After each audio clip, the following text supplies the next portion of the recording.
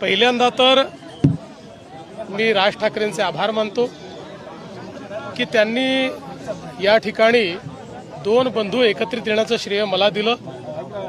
श्रद्धेय बाळासाहेबांचे आशीर्वाद हे मलाच मिळत असतील, पण मला असं सांगण्यात आलं होतं की विजय मेळावा होणार आहे, पण त्या ठिकाणी रुदालीचं भाषण देखील झालं आणि मराठीबद्दल एक शब्द न बोलता आमचं सरकार गेलं, आमचं सरकार पडलं, आम्हाला सरकारमध्ये द्या, आम्हालाच निवडून द्या, हा मराठीचा विजय उत्सव नव्हता, ही रुदाली होती। त्या रुदालीचं दर्शन हे त्या ठिकाणी आपण घेतलेलं आहे।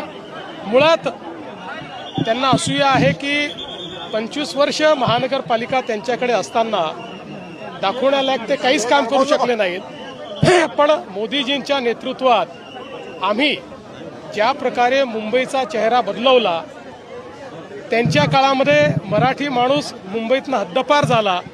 आम्ही बीडीडी चाळीतल्या मराठी माणसाला, पत्रा चाळीतल्या मराठी माणसाला, अभ्युदयनगरच्या मराठी माणसाला हक्काचं मोठं घर हे त्याच ठिकाणी दिलं, याची असूया त्यांच्या मनामध्ये आहे।